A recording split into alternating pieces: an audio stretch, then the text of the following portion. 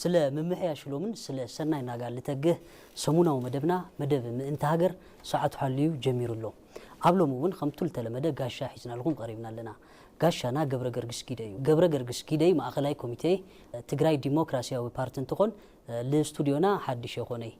قبل قدموا مع التات ودبهم تجراي ديمقراطية وبارتي أب هزي أو خونتات كل التجراي مسألة المبار مجلس أو تينيرو زوم لأمسلو ما بقى سنة بتاعتن خلقوا حساباتن كسر علنا قشنا قبر قرقس جدي ناب استوديونا أدمنا خبير سلال ترخبة مسجاننا بشوم تكلنا كفلنا كنا قرب نفوتي قبر قرقس جدي نقعد إحنا مساخة قاعد هنسنا ياو أولو قدموا مع السات ودبهم تجراي ديمقراطية وبارتي مجلس أو تينيرو فورمور حافشاوي رديت تملكتنا تو مجلسي أو زريات هاي خملت أنتن جليس خالنا لفتو مسارتاوي إلنا لحزنا يوم خلو تحطو تاتن تسجرنا هو صبق تأييت مجمعنا مسارت نايت بوليتيكا مسارات تجري مهوني في اللتيو ناتوزر لخناتات نحنا مجمع كم بوليتيكا كأوز حشينا نسبة كل جزء حشينا نسبة وكان كافت حزر له ولا كافت قدم حزنا ولا قدمت كرايسيسنا ولا قدمت قلولا وزنا رون نسون أخوله يكونن أب مسارتاوي عندتات نايت حزب ديمقراطي تطوعي ولا نزول الناس لزلنا باورد ما تتقرنز ولا الشجر هالله سلزي زي كترية اللخا دحرت تقرنت بحريات نايت تقرنت ترديها دحرت تقرنت قبرت قبوا نجرنا تجبر يكونن زول قام لنا مالتي قام طرح يكونن ياو قلصيو يرأيو ناكاب زلوا حقتات كافتهم بيت زلوا تلاعنا أنا تمجلس أوسينات مجلس بوستلي تأيوت وانا عند تحسوا تأيو تزغير زل كايدا نتبس يحزل السقم زمت زي كنا ملكو يغير بهالتينا نحن مهنياتو تزبي زلوا شجر ياو نبي سبنا شجر سلزو خنا ولا برحقات كوينونا عنا بس احنا كل نجار سيو لقنا نحن بيسونا ويوم زنيو أتقل يقول نايتي بوليتيكا بيتسب مالتي ناي سجا بيتسب زي كونس ناي بوليتيكا بيتسبنا وصل زلوا إذا عين زي كترية لها بوليتيكاوية ملكته ويتزلوا هواهو نتي دحرت أرنت قت نافت وان أرنت قت يمزل حدقة دحرت أرنت كفت أرزق المحوراوي كنا ما يقوسي زمتن سلزي كونه أجندة صحته خيدي زلفتي كل اللي زل خير كيدي لنا نتمجلس أتوقيرنا له مالتي نالوات حد نجارات بذا مسؤول كسبة التحز نجار رفتي كستايب لله بتلي مسروا عن حد مع التصاني حزي مجلس أوصي زبناي نجزاهم محداري هنا محوات إحنا بزح نصري كنا نقدس إحنا أطل دبيلنا هو حتى سلزو هذا تركي وتجزاهم محدار بعيني نارينا أنا 4 حد مع التخب سروا زأك قداين هديو 4 حد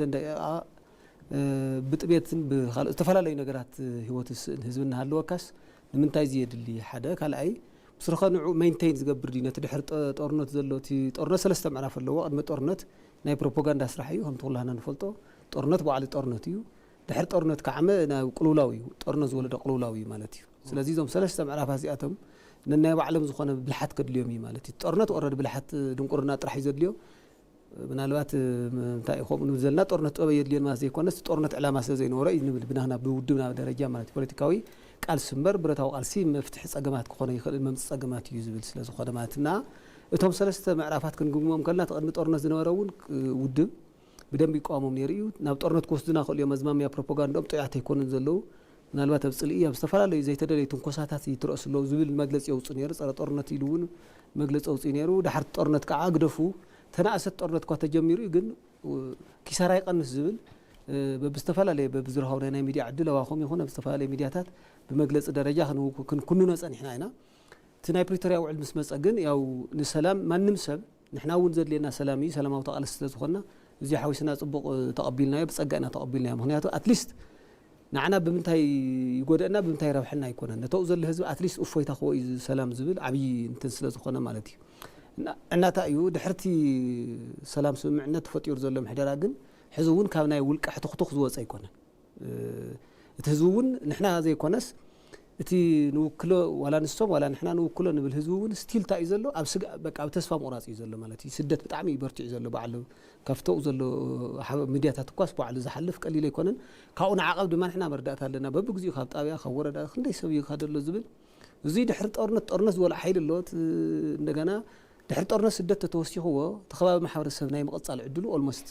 كأيح انتنحات يلو مالتي كأيح مسمار يزلو مالتي نا نزي حوسنا ካብዞ ዘሎ ሕቶክቶክ ወፂኻ ነቲ ድሕረ ጦርነት ከጋጥም ዝኽእል ማሕበራዊ ኢኮኖሚያዊ ቁልውላው ዝምጥን ምሕደራ ዝምጥን ናይ ግዜ መስዋእቲ ናይ ፍልጠት ፈሰስ ከድልዮ እዩ ናይ ዘሎ ኩሉ ዓቕምታትካ ሰብሲብካ እቲ ጦርነት ኣብፅሕዎ ዘሎ ምናልባት ን 50-60 ዓመት ዝበፅሕ በሰላ ስለ ዝኾነ ሕዚ ውልቀኻ ትሪኦ ኣሎ ኣይኮነን ኣትሊስት ዶ መበሊ ናይቲ ህዝቢ ማሕበረሰብ ህልውና እዩ ናይ ሓደ ፖለቲካ ናይ ሓደ ውዳበ ናይ ዝኾነ ይኹን ዋላ ጦርነት ክትእውጅ እኳ ህዝቢ ሒዝካ ክትኣውጆ ማለት እዩና ስለዚ ነዚ ዘተኮረ ቃልሲ ከይደ ኣይኮነን ኣብኡ ዝካየድ ዘሎ ከይዲ እና ነዚ ንምኹናን እቲ መግለፂ እቲ በዋናነቱ ዝወፀ ማለት እዩ ስለዚ ሕዚ እውን ዘካይዳ እዚ ኣንፈቱ ቀይሩ ናብቲ ትክክለኛ ህዝቢ ዝጠልዎ ዘሎ ህዝቢ እንታይ እዩ ዘሎ ሕዚ ሰላም ኣምፅለይ ልምዓት ኣምፅለይ ኢኮኖሚ ኣምፅለይ ትሕብር እውን ምስ ሰላም እቲ ሕውነት እውን ፍጠርለይ ትፅሊ ሰልችዎ እዩ ሰብ ፅልእ ቢሉስ ባዕሉ ይስዕረለት ሰብ ንኣብነት ክስቶ ፀላኢኻ ዝብሎ ዝነበሩ ናብ ዝኾነ እግሪ ዘቕንዕ ይወፅእ ኣሎ ማለት እዩ እንታይ እዩ እቲ ዝኸፍአ ጦርነት እዩ ሰብ ተመሳሲልካ ብሕውነት ክትነብር ትኽእል ኢኻ ዝብል መንፈሳዊ ርእሱ ሕዲርለት ሰብ ስኻትኩም ተው ዘሎ ምሕደራው ናብኡ ክምለስ ኣለዎ ናብቲ ህዝቢ ሕዝቢ ህጎ ዘሎ ምስ ዝኾነ ይኹን ሰብ ብሰላም ምንባር ዘድሊ ዝብል ናይቲ ሰብ ልዕሊ ማንም ናይቲ ማሕበረሰብ ናይ ትግራይ ማሕበረሰብ ጠለብ ኮይኑ ኣሎ ስለዚ ነቲ ጠለብ ንሱ ኣብ ግምት ዘእተዎ ነቲ ጠለብ ንሱ ዘስተኣናግድ ምሕደራ ክግበር ኣለዎ ኣብ ዝብል እዩ ስለዚ ኣብ ኣኼባ ኣብ ዝኾነ ፕሮፓጋንዳ ኣብ ዘይረብሕ ናይ ምትንኳስ ኣብኡ ክትሕልፍ ይግበአካ ሰብ በሰላ ኣለዎ ነቲ በሰሉ ከድሕን ዝኽእል ዳ ክትርኢ ኣለካ እምበር ስእልካ ነቲ በሰላ ዝደጋግም እንደገና ድማ ዜሮ ውፅኢት ዝኾነ ስእልካ ኣብኡ ተመሊስካ ናብኡ እንድሕር ኮይኑ በፂሕዎ ዘሎ በሰላ ዝስከሞ ሕቱክትኹን ኣይኮነን እዚ ማለት እዩ ከምቲ ኖርማል ታይም ተዝኾነ ስኳ ባዕሉ ሰብ ቶሎሬት ወይ ተሰከሞ ነይሩ ሕዚ ግን ክስከሞ ይኽእልን ሰብ ክፀሮ ይኽእልን ከቢድ እዩ ትበፂሕዎ ዘሎ ሓዘን ትበፂሕዎ ዘሎ ኩሉ ነገር ክርኢ ኣለና ሎሚ ስለ ጉዳይ ውድብ ስለ ጉዳይ ውልቀ ሰብ ስለ ጉዳይ ወንበር ትእከበሉ ግዜ ኣይኮነን ብስሩ ስለ ፖለቲካ ተውርየሉ እውን ኣይኮነን በቃ ሕዚ ፖለቲካ ውድብ ክትኮን ትኽእል ዋላ ናይ ዕጡቕ ውድብ ክትኮን ትኽእል ኩሉም ነገር ካብ ህዝቢ ስለ ዝለዓል ካብ ህልውና ህዝቢ ስለ ዝለዓል ነቲ ህልውና ህዝቢ መጀመርያ ሂብና ኢና ክንሰርሕ ዘለና ንሕና እውን ንኽእሎ ንገብር ኣለና ሰብ ክተዓራቕ ብዙሕ ነገር ንገብር ኣለና ምስቲ ከባቢ ንስኻትኩም እውን ብዋናነቱ ድማ ምስቲ ህዝቢ ስለ ዘለኹም ብኡ ኺዱ ኣብቲ ዋዕላ ብኣኼባ ኣብ ወንበር መን ስልጣን ሓዘ ዝበሃል ግን ኣብ ህዝቢ ዝየብሉ እንታይ ኢኻ ክትመርሕ ዝብል እዩ ምክንያቱ እቲ ሞት ዝወሰደ ቀሊሉ ኣይኮነን ንሕና ኩላና ንርድኦ ስደት ድማ ይውስኸሉ ኣሎ ትልዕሊ ኩሉ ድማ እቲ ማሕበራዊ ፀጋታት ይፈርስ ኣሎ ስነ ልቦን ዝተጎድአ ማሕበረሰብ ከልምዕ ብዙሕ ነገራት ክሓስብ ከሰላስል ዘይኽእለሉ ብርከብ ዘለሉ ንዕኡ ክንድምጥባር ንዕኡ ክንድምብርትታዕ ካልኦት ንዕኡ ተስፋ ዘቑርፁ ነገራት ናይ ውልቂ ነገር ሕቶክቶክ ንሱ ጠጠው ይበል ዝብል እቲ ዋና ትሕዝትኡ ጥም ረቢላ ኣነ ክሪኦ ከለኹ ማለት እዩ ኣብ ዝረዝሮ ሰናይ ከምቱ ብሰፊሑ ብዙሕ ሰናይቲ ከባቢ ሰብ ከም ዝረዳድአሉን ከምቱ ዓንቱ ኣቐዲምካ ዝገለፅካዮ እውን እቲ ኣብ ክልል ትግራይ ኣብ ህዝቢ ዘሎ ካይዳ ምሕደራ ይኹን ካልኦት መሰል መንግስታዊ ምንቅስቃሳት ንድሌት ህዝቢ መልሲ ክህብ ወይ ከዓ ከንብር ኣቕሚ ይሕርብቶ እዩ ዞም ጎደሎታት ወይ ከዓ ቶም ዞም ሃጓፋት እዚኦም ኣብ ዝተፈላለዩ መድረኻት እውን ልቱ ከባቢ ልምሕድሩ ዝተፈላለዩ ውልቀ ሰባት ኣብቲ ከባቢ ዘሎ ሃጓፋት ይፀርሑ ፀኒሖም እዮም ለኣመሰሉ ሃጓፋት ልምምላእ እውን መንግስታዊ ፃዕርታት ብኣግባብ እንታይ ከም ዝተገለጸ ኣብ ቀዳማይ ዝነበረ ፋይናንሳዊ ሓገዛትን ካልኦት ለኣመሰሉ ዓመታዊ ስልሒት ባጀታትን ኣዳሒዙ መንግስቲ ለውፅኦ መግለፂ እውን ሓደ ርትዕና እዩ ብመሰረት እዚ ኣብቲ ከባቢ ዘሎ ናይ ዓቕሚ ዋሕዲ ብኣግባብ እንታይ እዩ ክምላእ ዝኽእል ፖለቲካዊ ፓርቲታት ኣብ መግለፂ ዝተንጠልጠለ ወይ ከዓ መግለፂ ምሃብ ሓሳብ ምስራዕ ዝተንጠልጠለ ግደ ጥራሕ ድዩ ክህልየኩም ዝግባእ ከም ፖለቲካ ፓርቲ ኣብቲ ከባቢ ንሱ ግዜያዊ ምምሕዳር ኢሉ ኣሎ እቲ ግዜያዊ ምምሕዳር ኣካል ኮንኩም ንምንቅስቃስ ዝገበርኩምዎ ፃዕሪ ሕቶታት ኣሎ ዶ ልስታት እስቲ ተብራህካለይ እወ ሕዚ ታይቲ ዓብዪ እቲ ጦርነት ጠጠው ምስ በለ ካብ ጦረኛ ተሓሳስባ ነፃ ንምውፃእ ናይቲ ከባቢ ስራሕቲ ብዙሕ የድልዩ እዮም ሓደ ዕጥቂ ምፍታሕ ኣሎ ዘይተደ ማለት ናይ ጉጅለ ዕጡቃት ኣለዉ ምናልባት ውልቀ ሰባት ውሕስና ተባሂሎም ዝተደራጀው ዋላ ንሶም ብዙሕ ኢኮኖሚውን የባኽኑ ማለት እዩ ምንቶም ውልቀ ሰባት ውሕስና ክበሃል ናይ ብዙሓት ህይወት ዝነበረ ሰሪሖም ክበልዑ ናይ ዘይኽእሉ ድኹማን ነዞም ናይ ውልቀ ሰባት ሓለዋ ወይ ምልሻታት ክኾኑ ጥበቃ ሓለዋታት ክኾኑ ዝኽእሉ ናብኡ ተመደቡ ነገራት ኣለዉ ንዑ ተባሂሉ ዝባኽን በጀት ኣሎ ካብቲ ሕዚ ፈደራል ይኸዮ ዝበለ ናብ 37 ቢልዮን ዝግመት ምናልባት ኣብ ትግራይ እዚ ብርቂ ኣይኮነን 37 ቢልዮን ካብ ወርቂ ካብ ብረታ ብረት ካብ ኩሉ ነገር ተሸይጡ ዘሎ ናብ 3400 ቢልዮን ንሕና ብዘለና ሓበሬታ ማለት እዩ ምናልባት እውን ካብ ባዕሎም እውን ዝወፅእ ሓበሬታ ማለት እዩ ምናልባት እንድሕር ነስታውስ ኮይና كلتا جزء مدرخ كفيتهم نيرهم نحن أنا تخطط لكم أعتقد بقلي حدا ما أخلاي زوا كواي مثلا أتكيتاቸው وخيدهم تزرروا خلوا 50 كنتال ورق سي بحقوق وصيد بوعل بريتوريا خم نفرم إلى 50 كنتال ورق بصلي بعداقة مشي طمو بمدبني عداقة كنت مصيناين ب 3 بليون كبابي بوحده زي بتاعش مزخناي شواطي ومن مخانو يفلت أي فلت الحقوقي كو توهيلو سر حقوقي شواطي دما خفتو زل حيلي كافت زي مدبني عطوي زي مدبني عطوي نعز مرح حيل مريحنتني نا زي كو تخلو نوت اونلي نهزو تግራይ نتنا ኢትዮጵያ ናይ ሃርድ ካረንስ ወይ ናይ ሸርፍ ሓደጋ ንብሎ ዘለና ናይ ሸርፍ ወፃ ሓደጋ ንብሎ ንዑለት ዝቐርፊት ገንዘብ እዚ ድማ ግዴታ እዩ ሓንቲ ሃገር ኣብ ሃገራ ዘሎ ሃፍቲ ኣብ ውሽጢ ዓደዛ ዘሎ ዓቕሚ ተጠቒማ እያ ዘለዋ ፀገም ክትፈትሕ ትኽእል ሶ እታ እዩ እዚ ፀጋ እዚ እውን ኣሎ እቲ ዝኸደ ጥራሕ ይኮና ንርኢ ትብረታ ብረት እውን ሓደ ግዜ ምናልባት ናይ ዞም ግዜያዊ ምሕዳር ካቢኔ ተኣኪቦም ምናልባት ኣቶ ማንኤል ኣሰፋ ይመስለኒ ናይ ፍትሒ ገለ ዝነበሩ ቅድም ሕዘብቲ ናይ ግዜያዊ ምምሕዳር ሰክሬታሪ ግዛዕ ሓላፊ እዮም الصم زول وتأيو من البات بحسي مسير سي أجمع تجري ونكفتح سقل زنبر أيو من البات ترليان ونكبسح أيو حساب عوز الله سبات بس حقتها تحزو بس كل نجار زفولت يوم مالتي قوم إلى مزارو زلوا بوحدة جن ببليانات يو سلازي ويت مينس ناب ترليان تحت خد كوين كاح روح عتميته حمش تبيت بليانا كابل له مالتي تقلوني زيون من قصتي هالي ما نتنكو جورا مناوي من تجوبون يرن من تاي تو تقاصيد بهذا الحسي مسير نايت هاجر دولار تجزئينا أتليست تقل نمنجستون بردن مقلل سلازنا برنا تمحورسو وزلو نتتجودي زل حزي نافت تهدسون متوع عم تساين وزلو عطق نبر مالتي عطق نبر نعوق ون كندي مخونا نير مالتي تذكال ما أخلاي منجست ما أخيلو من هالوقت افتخاب زلو محورة وقوسي كنا ما يقوس العلس لزخنة بسناي فقاد ويبحجاو معك أف بزلو نتخباب نسخو علب مقبر كابدق لجسنا لما كازي تدلي خالو التصعنات كاب تقبل زوم صقاتات زي أتمو زلو أخو علب مقبر كفتح زخل زلوري سو حزوزي نحنا تايت صقبنا تزول عليك حتى هم مسخلهم نحنا ديمقراطيا وتقالستينا بترول يبلنا نكون مساريا مالتي توزل حيل دما برز امني مالتي حزي كالي مغدفو تغزياو محدار نخي خون تطليفو فتوشتي كستايات غزياو محدار اجندا يبلنا اجندا زلو غزياو محدار سب كيموت بنياتنا يوعل بريتوريا تايزو منالبات እኳ ብዙሓት ኩነታት ቅድመ ኩነት እንተነበሩ ምንተት ህዝቢ ክበሃል ግን ብዘይ ምንም ቅድመ ኩነት መንሱም ተውሂብሎ ቀልጢፍና ነትውዕል ሰላም ፈሪምና አላ ምክንያት 2 ዓመት ኣብዚ ግባን ዕፅዋን ዝነበረ ፀገም ስለ ፀንሐት ህዝቢ ቀልጢፍካ ብዘይ ምንም ቅድመ ኩነት ይፈረም ዝብል ውሳነ ናይ መንግስቲ ተወሲድዎ ሶ ንናይ 2 ዓመት ሓደገኛ ጦርነት እኳ ቅድመ ኩነት ከይሃብካ ተፈሪሙ ሕዚ ግዜያዊ ምምሕዳር ምስ ሓደ ምናልባት ፖለቲካዊ ድርድር ዘድልዮ ሕጋዊ ሰውነቱ ዘይ ገና ኣብ ኢዱ ዚኣት ዘይተውሃው ሕጋዊ ሰውነቱ ዝተሓደገ ምናልባት ኣብ ዕጥቂ ዝነበረ እዩ ብዝናይት ሃገር ሕጊ ሙሱእ ተኣኪብካ ትሕልፈሉ ምክንያት ኣይነበረን ዛስዋይኮ ሕወሓት ኣይኮነስ ግዜያዊ ምሕዳር ይፈጠር ዝተባሃለ ኣጀንድኡ ነቲ ዝተውሃቦ ነቲ ናይ ህዝቢ ጉዳይ ጥራሕ ምን ትኸውን እንድሕር ነተው ዝነበረ ኮይኑ ምናልባት ካልእ ኣጀንዳ ከፍት ይኽእልና ዛስዋይ እታ እዩ ሕዚ ፀገም ነቲ ግዜያዊ ምሕዳር እኳ ጠሊፎም ነቲ ማለት ኣክንዲ ምስ ህዝቢ ተራኺቡ ፀገማቱ ምስ ናይቲ ከባቢ ማሕበረሰብ ምስ ዝተውሃቦ ሪሶርስሱን ብኣግባቡ ብግልፅነት ኣክንዲ ክፈትሕ ምፅዓር ኣብ ዘይረብሕ ምናልባት እንታ መግለፂ ከምዛ ምናልባት ርኢኻያ ተኾንካ ምንም ዚኣ ትጭበጥ ነገር የብላን እንዲያም ሓደ ነቲ ህዝቡን ብስጋት ርኢዎ እዩ ምስ ኩስቶ ዝኾነ ምንኽኻእ ዘለዎ ንገለ ዝብል ካልኦት ሓይልታት ምንኽኻእ ምስ ረአየ ተሰውን ብምጽባሒቱ እዩ ስደት መሪፁ ምክንያቱ እቲ ምንኽኻእ ቅድሚ ጦርነት ዝነበረ ስለ ዝኾነ ምናልባት ካልእ ጦርነቱን ከምፅ ክእል እዮም ዝብል ስጋት ተፈጢሩ ማለት ትባህሪ ማለት ምክንያቱ ጽሑፍታ እዩ ዝብል ንኤርትራ ከባቢ ይኸይድ ናብ ዚታት ናብ ማእኸላይ መንግስቲ እውን ዝተወሰነ ነገር ይኸይድ ምክንያቱ ሕዚ ታይሉ ዝሓስብ ዘለት ህዝቢ በቃ እቲ ጦርነት ጌጋ ከም ዝነበረ ህዝቢ ተረዲእዎ ምስ ማእኸላይ መንግስቲ ተናቢቦም ኢድግማትን ኮይኖም ይሰርሑ ኣለዉ እቲ ግዜያዊ ምሕዳር ኣካል ስለ ዝኾነ ስለዚ ምስኡ ኮይኖም ፀገምና ይፈትሑልና እናበለ ካልኦት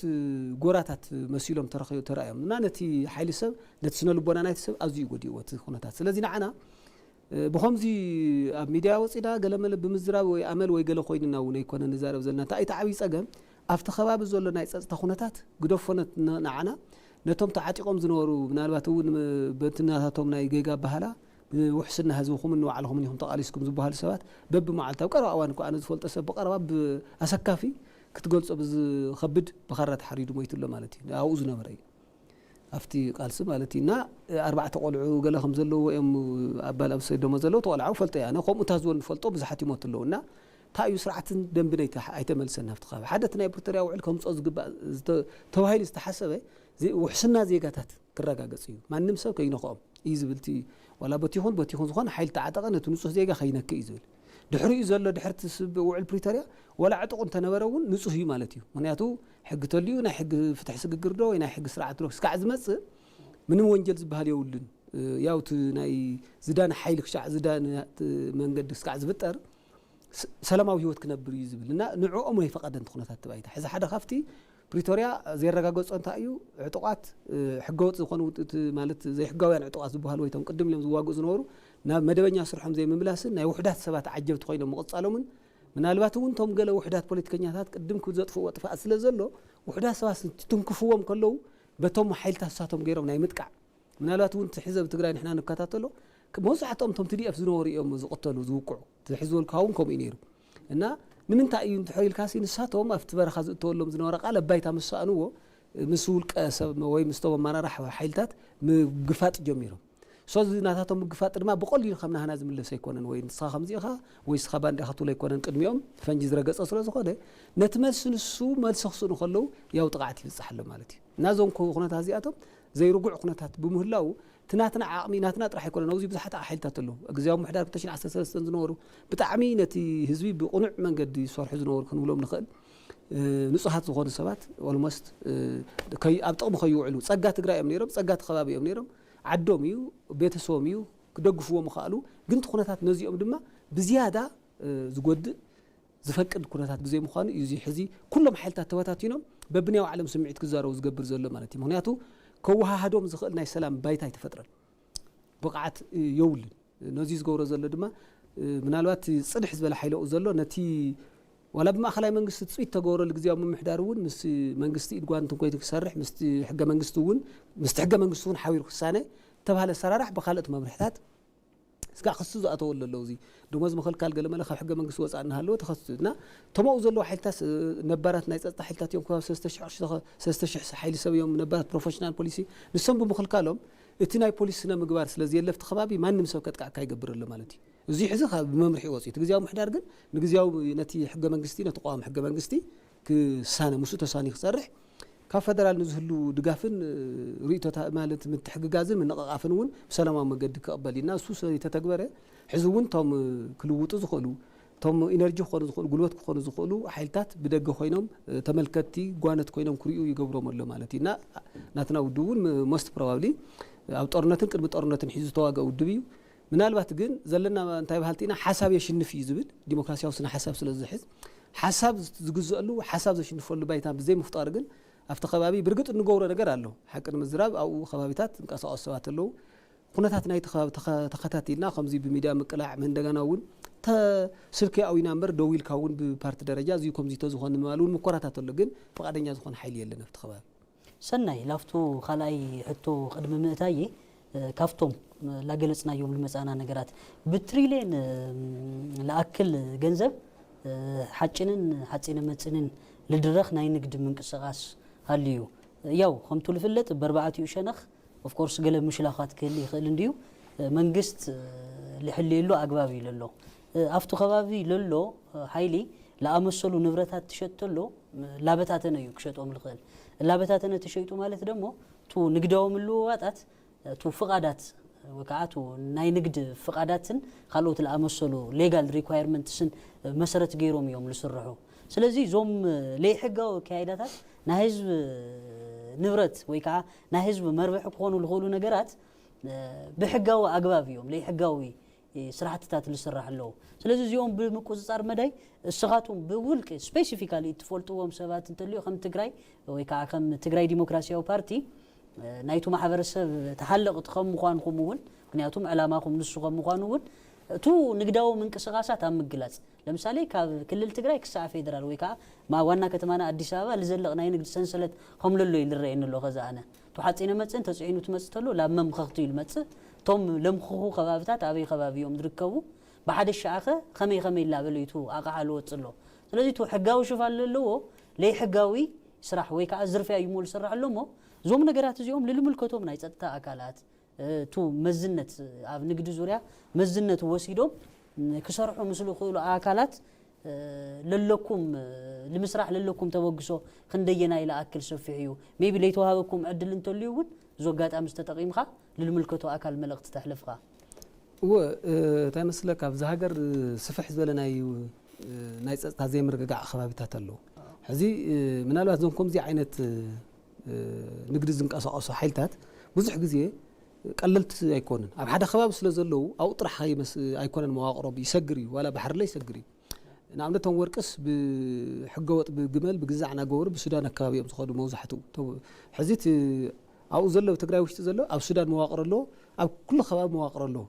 ምናልባት ብርክት ዝበለ ገንዘብ ስለ ዘሎ ድማ ኣብቲ ከባቢ እውን ምናልባት ናይ መንግስቲ ሓይልታት እውን ክሽወዱ እዮም ማለት እዩ ምክንያቱ ሕዚ እንታይ እዩ ሞስትሊ ናይ ሃገር ፍቅሪ እውን እናተላሓልሐ ስለ ዝመፅእ ዘሎ ሓደ ቁፅርሲ ብዝተፈላለየ መልክዕ ተማሻጢሩ እውን ገንዘብ ተቐቢሉ ክሕልፈሉ ዝኽእል ኩነታት ኣሎ ካልኣይ ወርቂ ያው ቅልል ዝበለ ስለ ዝኾነ ብሕቢታይ ብጫካታት ምኻድ እውን ዕድል ኣለዎ ብሱዳን እዩ መብዛሕትኡ ኸያዳ ይባህለ ኢና ንብል ንሕና ዘለና ሓበሬታ እቲ ብረታ ብረት ክልተ ነገር እዩ ሓደ ብጅቡቲ በኩል እውን ይወፅእ እዩ ተባሂሉ ይሕሰብ ካልኣይ ኣብ ውሽጢ ዓዲ ውልቀ ሃፋትም እዮም ዝገዝእዎ ዝብልካ ኣሎ ኣብ ውሽጢ ዓዲ ኮይኑ ምክንያቱ ብገራጅ ብገለ ዘለዎ ካልኣይ እንታይ እዩ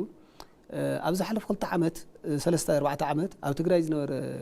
ኩነታት ንገለ ሰባት ዘይግብኦም ገንዘብ ልዕሊ መንግስቲ ክውንን ገይርዎም ብሽም ርዳታ ዝመፀ መድሓኒት ሁሉ ገለ መሊኡ ኩሉ ስርቂ ናይ ባንክታት ኩሉ ናይ ውልቀ ሰባት ናይ መንግስቲ ሃፍትታት እና ብዙሕ ገንዘብ ኣብ ኢዶም ዘለዎም ሰባት ኣለዎ እና እዚ እውን ናብ ወርቂ ናብቶም ሎም ዘለና ሓፂን መፂንን ናይ ምቕያር ምክንያቱ ትቅርሺ ብባህሪኡ እንታይ እዩ ሕጊ ክቅየር ከሎ ክወድቕ እዩ ማለት እዩ እና እዚ ዝወለዶ እውን ኣሎ ምናልባት በብኸባቢኡ ተዓቢጦም ዘለዉ ውልቀ ሰባት ዝገዝእዎ ምናልባት ሕልፊ ቅርሺ ሒዙ እሞ ተቅርሺ ንሱ ባንክ ክተቐምጦ እንተኮይንካ እውን መንግስቲ ምናልባት በቲ ሒዙ ዘሎ በተለይ ናብ ዲጂታል ሲስተም ኣብ ትሰግረሉ ሕቶታት ክበዝሕ ይኽእል ፕላስ ተቅርሺ ምናልባት ድሕሪ ግዜ ኣብ ኢድ መንግስቲ ኣብ ሕጋዊ ትካል ስለ ዝህሉ እዚ እውን ስለ ዘሎ ብውልቀ ሰባት እውን ትዓብ እንተቢሉ እዩ ማለት እዩ ትቕሓ ብዝተፈላለዩ ከባቢታት ሃፋትም ብኢዶም ዝነበረ ገንዘብ ናብ ኣቕሓ ለዊጦም ሓቢኦም ኣለዉ ደቢቆም ኣለዉ ማለት እዩ ስለዚ በዚ ደረጃ ስለ ዘሎ እቲ ዓብዪ መፍትሒ ኮን ዝግብኦ መንግስቲ ኣይሆብ ይመስለኒ ክሻብ ሕዚ ሕጋዊ ናይ ፍትሕን ናይ ስርዓት እንታይ ሽሙ ፍርድ ቤትን ብግቡእ ክቋቋም ኣይከኣለን ኣብ ትግራይ ዓብዪ ፀገም ነዚ ዝሕሉ ድማ ገለልተኛ ፖሊሲ የለን ይልቁ እቶም ዝበልናዮም ዘይሕጋዊ ዕጡቃት ዝበሃሉ ትማሊ ኣብ ዘይሕጋዊ ውግእ ዝነበሩ ዕጥቂ ፈትሑ ዝተባሃሉ ንሳቶም ውልቀ ሰባት በቲ ዘለዎም ዝወነንዎ ገንዘብ ናይ ባዕሎም ፀጋ እዮም ናይ ባዕሎም ዓጀብቲ ናይ ባዕሎም ውሕስና እዮም ገይሮሞም እና ምናልባት ንሳቶም ተቋፃፀርዎ ከባቢ ስለ ዝኾነ ሕዘፍቲ ከባቢ ንሱ ወላ ቤት ፍርዲ ክተቋቋሙት ቤት ፍርዲ እውን በቲ ጉልበት ይእዘዝ ዘሎ እዚ ይሰሮ እዚ ይፍትሓ እዚ ይፅናሕ እዚ ይፅናሕ እዚ ከምዚ ዝብል ዘሎ ማለት እዩ እና እንታይ እዩ እቲ ናይ ፀጥታን ናይ ፍትሕን ትካል ብኣግባቡ መንግስቲ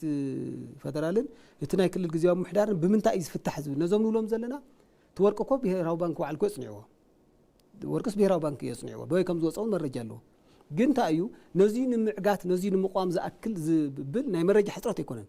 ተኽእሎ እዩ ንእስዎም ዘሎ ማለት እዩ እቲ ኔትወርክ ሰፊሕ እዩ ንብዙሕ ዓመታት እናተሰርሐሉ ዝፀንሐ እዩ ወላ ኣብቲ ቅድሚ ጦርነት እውን ኣብቲ እዋን ጦርነት ድማ ብዝያዳ ረቂቕ ዝኾነ ናይ ሕገወጥ መንቀሳቐሲ መስመራት ተዘርጊሖም እዮም ኣብቲ ከባቢ ምክንያቱ ገለ ሰባት ብጣዕሚ እዮም ቢልዮነራት ኮይኖም ኣብቲ ከባቢ ባዕልኻ ደው ኢልካ ተረጋግፆ ማለት እዩ ንምንታይ እዩ ንውሕዳት ሰባት ጥራሕ ምቹው ዝኾነ ሕገወጥ መንገዲ ነይሩ ብኡ ይኣቱን ይወፅእ ነይሩ ብዙሕ እንቅስቃሴ ማለት ጨውበሎ ገለበሎ ኩሉ ነገር ማለት እዩ እና ዞም ሰባት እዚኣቶም እዮም ሕዚ ዞም ከምዚ ዓይነት ገንዘብ ወኒኖም ፀኒሖም ሕዚ ነዚ ኣብ ዝተፈላለየ ከባቢታት ኣብ መንግስቲ ክረኽቦ ዘይኽእል ንሕጊ ግልፀብ ዘይኮነ ንህዝቢ ግልፀብ ዘይኮነ ገሊኡ ድማ ህዝቢ ዋላ እንተፈለጦ ፈሪሑ ከም ዘየውፆ ተምብሎም ዘለና ናይ ሕግን ስርዓትን ስለ ዘይተኸበረ ጥቆማ እኳ እንተሃብካ ተኡ ዘሎ ሰብ በዛ ጥቆማ እዚኣ ሂወቱ ከም ስለ ዝፈልጥ እዚ ኣብቲ ከባቢ ዘሎ ስርዓት ሕግን ስርዓትን ስካብ ክልተ እግሩ ዘይረገፀ ውሕስኑ ስካብ ዘይረጋገፀ እዚ እቲ ፍርሒ እውን እኒአ መረጃ እንተሂቡ ተኡ ዘሎ ማሕበረሰብ ክወፅሕ ዝኽእል ጥቕዓት ኣሎ ንምንታይ ናይ ሕጊ ከለላ ናይ ሕግን ፍትሕን ናይ ፍትሕን ናይ ፀጥታ ትካላትን ብኣግባቡ ብፍሉጥ ዝኾነ ናይ መንግስቲ መዋቕር ዝውነነ ኣይኮነን ውልቀ ሰብ ዝውንኖም እዮም ዘለዉ ሕዚ ገንዘብ ሂቡ ዝውንኖም ገለ ዳያን እውን ኣፈራሪሕ ከለእሰረ ዝብሉ ተቢሉ እውን ፖሊስ ተኮይኑ እውን ዕረፍቲ ንስኻ ተባሂሉ ሕጋዊ ፖሊስ ከም ዝበልካ ድማ መብዛሕትኦም እቶም ፕሮፌሽናል ፖሊስ ካብ ስራሕ ወፃኢ ኮይኖም ናብ ቤት ምክሪ ከሲሶም ናብ ሰብኣዊ መብት ከሲሶም እዮም ሰብኣዊ መብት እውን ናብ መንሽሞ ኣቕሪብዎ እዩ ንሕና እውን እስታት ናብ 200 ናብ 800 ዝኾኑ ፖሊስ ናባና ኣመልኪቶም ነይሮም ናብ ሰብኣዊ መብት ፅሒፍና ኣሎም ኢና ንሕና ተሓባበርዎም ዞም ሰባት እዚኣቶም ፖሊስ እዮም ክምክቱ ግዴታ የብሎምን ህዝቢ ክሕልው እዩ ዘለዎም ግዴታ ዝመፀ መንግስቲ እዩ ነቲ ህዝቢ ጥራሕ ክሕልው እዮም ህዝባዊ ፖሊስ እዮም ኢልና ሕሊፍና እስካ ህዝቢ ግቡእ መልሲ ዝረኸቡ ተወሰኑ ኣለዉ መብዛሕትኦም ግን ይረኸቡን ማለት እዩ እና ዘውዚ እኒሀ ናይ ሕጊ ስርዓትን ዘይምስፋን ዝወልዶ ዘሎ ንኩሉ ሕገወጥ ስራሕቲ ንዝተፈላለዩ ሰብኣዊ መብት ጥሕሰታት እዚኦም እዮም ተማዓቢ ፀገም ዘለዉ እና እዚ ሓዊስካ ሕዚ መንግስቲ ይመስለኒ እቲ ከባቢ ኩሉ ናይ ዘይርጉዕ ከባቢ ስለ ዝኾነ ናብ ክልል ኣምሓራ እንትኸድካ ናብ ዓፋር ኣከባቢ እውን ብዙሕ ታሽሞ ኣይኮነን ምናልባት እውን ብካሊእ ከባቢ እውን ክጥቀሙ ይኽእሉ ካልኣይ ድማ ናይ ኤንጂኦ ትካላት ድማ ናይዚ ወርቅን ናይ ዝተፈላለዩ ክባራት ነገርን ተሓባበርቲ እዮም መንግስቲ ነዚኦም ብዙሕ ትኩረት ኣይቦምን ሕዚ ኣብቲ ክባን ዕፅዋን እውን ንሳቶም ብዙሕ ማዕድን እዮም ኣዛዊሮም ሕዚ ዞም ብሽም ሕዚ ኮ ኩሉ ግዜኦም ብመንግስቲ ይንገር እዩ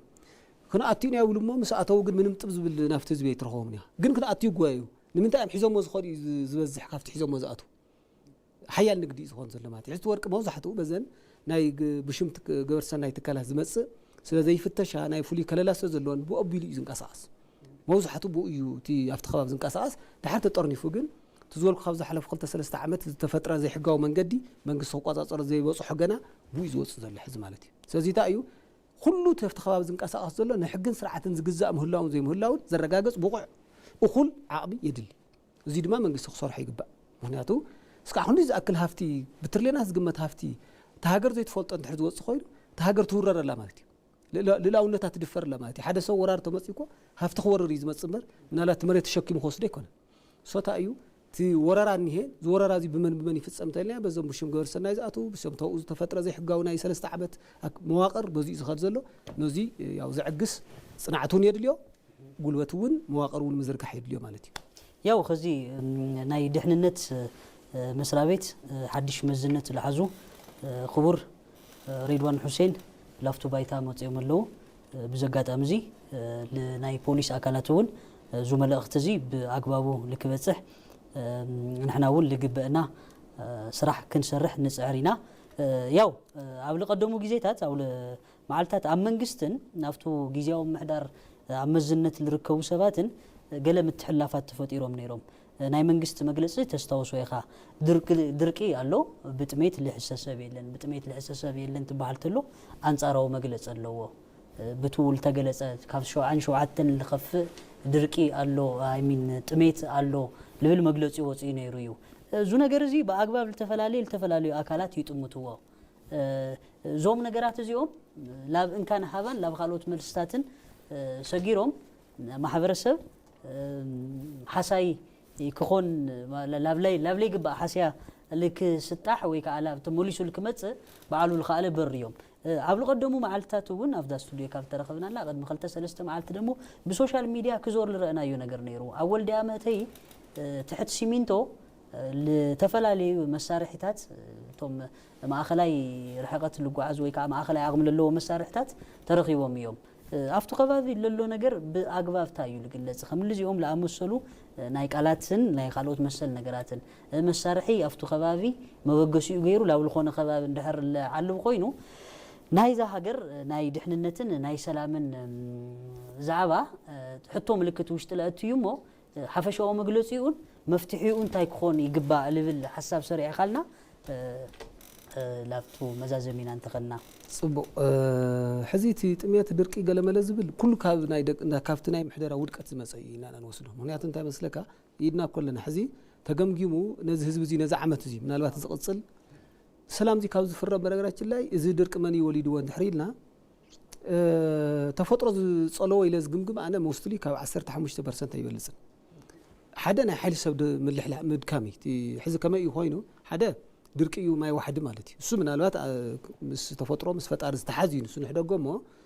دحر تخالو اي دما بالعيو تبالع دما ناي سب حيلي ناي محدرا ناي مكلخال عام متحاتيو تفتخباب زلو حيلي اكندنتي ترخيب زلو عدلنا ايكونومياو ربح مقيار ناي ولق ربحاتات كبهال تعاطيو زل حيلي عدك حتى فتيحو ناب حرشو زاتو ناب كاليو بتلي ناي حرشاي 800 ميتاو تعطو 9 ميتاو ناي جبر وصيتيو ناي جبر ايكونوم زنقاساسيو نسوا كند مملاس والقسوات كغو حساي يوم بزبل نعمو يوم تصميدا منم زفري وزيو لماتي دحر بريتوريا تايتو هايلو كل ነገር بحقن بسرعه كبلس يتو هايلو سوس انتحرتو هايلو تعدك حيت تشكيمو زلن من تايو تيلكا والقسوات نخورم طرح عقتو وحيلي مالتي زدسكل وحي عسكر وحيلي مالتي زي انت زخون نيرو حدا افتخرم تازرخوا ماي تطقيبو ناي حرشا صفحات مشفنه نير مسرح نير بزح كالاي تاشعو مصي وقت زي حلو زناب كعمصيو اسو ناي اير بزواع زفلطو قال زفطرو مالتي شعو تخل بصح له تراباري بكات زل حيل هاغيركات نتاف مست زناب كند مقددا زناب زي وقت زي حلو زناب مصيو ما يبلو سلازي طميت موصيل كا يكون كان كصبص زغباكا تزلو بستخاله من ملؤ كات زي كون ناي مترولوجي حبريت الله بعلو تتفطرو زنغرك الله اذا كلهختبل كلخا نحنا انن على اب جبار تزعبه ولا بفانوسينا بماشينا نعص ديرنا ماتي ما يموصيخ بحال كلو بالع قلمله سلازخونه تي تعاطيقو زنبر عسكيرو زل حيل نمانم زي يربحن حزبي نقول كسبات كبها الكبر نسوم معات مليونير زلهم منهم بجنزهم على جزيهم طبقة هجورنا تخالوا زيد خام حبرسوا ندقوا ولدوا خي حجز أو عسكرهم قد تشعرون السكان نجزيو ولا يصنحمو نجزيو كاشعور ملء تتقملوا بزحنا قرر ما ترف كمالتي سالساي نايز حدا قاص أقام تعبين انتايو زي فتحوا محدراي تعنتو زونا هذا تقرأ حز له وصقم كارو عبيلين يبلسن بزحل ستاتستكس حزي تي خسرنا تي زبال زلو ناي ورق طرح كوانتر إلى 4 بليون تي 5 خنتال ورق بزي حقاو من قد وصيته هلا كلا أي تبرة تحسي مسئين ولا زلنا إن هبي كيدو بيناي من قد خيدو كا بزح إنفستيجيشن زليان تخونا محبا له استفلا لي حقوق من قد تاتلو بعفار بسومال بمنيهات ولا بالسودان بكل محركة ون مسؤول سبات الرخو عداقات تاتلو بزي تواتاتينو ملوتهم من قد تات زرو جن ببليون زقمت نا تريليون زقع يزول كاب عالم ترخو حبريتها له زي خري خلنا زي تزم حدادرو نيرم نتقول لي نتحزو لطميات نتزلق صقم نولا زلنا ون كفتح زخل جنزب ينير مالتي سوزي زي تأيو تابزو زمون جيجال حليفكا أنا خم مثلاًني فدرال منجستي سرعتن قصصرن زي مجوهر يتدكمنا في فدرال منجست سرعتن قصصرن حدا تأيو نتحزب بالك مجلس تقلي زلوا زتلا أخاف تقلي ليكونه منيا تخلل سكحز منهم يكون ما منش أنا ما أخل هاجر زوت وتنا قريلا توركم حقوقي زخات قبل دماغ شاحز جنا تمارا شاشونا فدرال متوجه جم أي جمرة كابنا يبغى على خافتنا يكالي أتوتي تسليعتي تبجتنا زبجت نسو بقى أقواكم محدر نتقولي نسو توم نولم زلنا تفترة هفتاتون توم نولم زلنا أنا حتى ما تقولنا هاجر يوم بنا هاجر بنا إثيوبيا جنزبيهم تجزيهم إذا أمون سرعة حزامكم محدروا من قصك حق زي جبوا ديرو لعنه خل أنت خباب زلنا محدرة أبكل تعمت بناي بوليتيكا ودكاتيو بناتو نايتو أوزنا مرحلة بوليتيكا ودكاتي طرنت مصينا أكن دنسو أبتقم موعل سمونجال فتحوا يكونه حزون مفتوح تأيو ما فدرال منقستي كل مزيام أكلت معك أف حق منقست سلازخونه نفس سرعة حق النخاطو مستوى زل جزيام محدر قلص زر مقاري كم زي سؤال كاب بميديا متخوخاس يكون يمس زي اللوت بيشوتيو بعلم زقروا بعلت بهراو بنك 5 كونتال ورق حقوت كم زوصه كون عقوي بايزو يتزلو حوريتان سوط راح يمر لعلي يتزوصه تحصي مسين تولنا يتهاجر هافتي نمنتاي كوم تغير زبل كاليت بجت نو على بيوعيلو نحنا نتو زل محاور سمر نحد صقبه خضره وين حد مچورور خضره تو هايل يكون زمده نسو بناو على قلوه اكو هافتلو يطمن يصمن نمنتاي زي نابي اتي زبل بيناي مواقر كيو سرح نيرو ايناي مواقر كيو كاتاتلو نيرو زبل بدنبي بزحزي مسرح قوصل يغبا زاسواي ونيتي صقب تنسو كقصصر موصا مخانو طميت راح يكون زسعد حقوط حيلتات ون كفطر يقبر قلوت يفطر ماتي بقول قسوات يزرفومو تا قلوت نسو تزرف هافتي حيزو قلوت يدلو تقولوت نستطعمو منغسون يفتاتون مالتي زاسواي تجزاو محدار تستاين او حدا معك افيوم كم حدا دورو بريتوريا سمعميع بحدا ما اخلاي منغستي بسممعكم الرحيتو هايلو سوتا ايو توم زرئ زلو خفتات كيكونو كوغونو مغباريا تاخت كوسر زلو تاناي مسارح زوور سحبر الليمون عزي هو تا مسارح زوور تايا بمسارته حدا خفتهم زولناهم كاب ورقي كاب حصي مصير قصيلو براتيو تحقوت براتيو زي حقوت برات كلت انتايشو حدا زي تدلي هافتي نقول قسوات اتاو بمغوار رساتهم اب لعلت نصح زيغا غلوت كتقومو حيل كتقومو يغورم الله زي فتحوا هافتي يمصلو كالي وانجل كسرحلو مالتي يا خيدون وغي خوعل مالتي افتا هاجر زلو وغو حيد እንደገና خالي توسخ مساريا يخونل مالتي ازي منالبات كلتا نغري حدا كون يلم شوط زلو سبات ገንዘብ ደልዮም እዮም ካል አይድማ አፍተኸባብ ዘሎ ዘይርጉዕ አፍተኸባብ ዘሎ ስርዓትን ሕግን ዘይምስፋኑ ተረባሕት ዝኾኑ ልዑል መሪሕነት ዘለዎም ሰባት ኣለዉ ሶ መንግስት ንኸይረጋጋ ዝተፈላለዩ ሜካኒዝም ክጥቀመሎም ጦርነት በብኸባቢኡ ክውላዕ ክገብሩ ክእለሎም ንምንታይ መንግስቲ ናብኣቶም ገፁ ከይገብር ምንቲ ሶታ እዩ እዚ እውን ባዕሊቱ ኣብቲ ኬላታት ባይዘው ኣብቲ ናይ ፕሪቶሪያ ውዕል ኣውራ ጎደናታት ናይ ፌደራል እዮም እዩ ዝብል ሶታ زين فلوطات يعني زين عبيت تكالات نايل مع التكالات لنا اير منقد تلي منامن زولو حويسكا اورا غدناو مسو حويسكا ناي فدرال السلطاني دخو قصاصرو سو اوزي ناي منغس دخمتلو مالتي منالبات بمكينه كصعن مساريا بغملون كحلف يخل بادغون كخدي يخل ግን most probably توم كبر زول مسارياتات زمو زلو مسمينتو تحبيهم مسغله تحبيهم زمو زلو باورا غدنايا تا اورا غدنا منغستي باغواو سلطانون لو ግዴታውን አለው ስለዚህ تا اورا غدنا most probably بويز مصلتي كستايتي من هانلو تلو لها مسارياتات بزح غزي اي بايزوي منغستي باوربت دحنت تكال بت هاغراو دحنت بيبوشت اگر دحنت بناي صت حيلي كاتاتول لنا نمبر حدا بطعم حدا خوين زلو حقوط بمساريا زوري عبي حدا خوين زلو افتوشت محبرسب بعليتو حقوط عطوات له زمص سب يزقتلك زلو السوتي مساريا زلونا حقاويكم اتول زخلنا حقاوي منغست خاطول زخل منقدون مسرح زرغح خللو تزي كوينو بسرونا حد حدو كقطم يخل يفتخلل بعليتو مغنياتو استقايا مله حد يبلع حد يطمس لزلو مساريا غنا له بستفلالي ملكع ودا قول يركب حقوق ورون لنا بزيون ناي من نقاط ننو على هنا يمبلع ازمامياتات له كلاي كعما افتخباب زلو طرنته نخغادت مساريا انتني يقبر لماتي قولوتي يبل مالتي نتخبابي صوت انه لنزلنا بيانس حدا نتغزياو محدار اب طرنف محدار اخاتو عبي زرب يدلي كلاي توم نولم زلنا ناي فدرال كيلاتات باغواو فدرال كحزم مستغزاو محدار يكون مستخالط كباب زلو كلات تراداديخا باغواو كعغتلو ساسواي زياتهم باغواو ጥብቅ ቁጥጥር ተገይርዎ እቶም ሕገወጥ ካብ አውራ ጎደና ወፃእ ዝኸዱውን ብመረጃ ክትረኽቦም ትኽእል ኢኻ በዚ ተተሓይዙ ብኻሊእ ይወፅእ እንተልዩ ኮይኑ ኣብቲ ከባቢ ዘሎ ማሕበረሰብ ተጠቒምካ በበይ ይወፅእ ኣሎ ዝብል እውን መረጃ ክትረክብ ትኽእል ኢኻ ማለት እዩ መጀመርያ ግን እቲ ግልጽ ዝኾነ ጎደና ምዕፃው የድሊ ማለት እዩ ያው ኣብ ምዝላቕ ማሕበረሰብን ኣብ ህዱእ ደውታ ከባብን ይረብሑ እዮም ኢልኻ ለኣመንካሎም ዝኾኑ እውን ሓሳባትካ ጥንኩር ሓሳባትካ መፅኢኻ ስለነካፈልኻና ብሽም ትካልናን ክፍልናን ምስጋናናን ክብርናን ክነቕርብ ይፈቱ ኣብ ካልኦት ጊዜታት እውን ያው ጋሻና ኮንካ ከም ትርከበልና ተስፋ ንገብር የቀኒልና ስለ ሰናይና ጋር ልተግህ ሰሙናዊ መደብና መደብ ምእንተ ሃገር ልሎም ለኣኹም ልበሉ እዚ ይመስል ነይሩ ኣብ ልቕፅል ሰሙን ምስ ካሊእ ጋሻ ክሳዕ ንራኸብ ስሰናዩ ለኣኹም ሰላም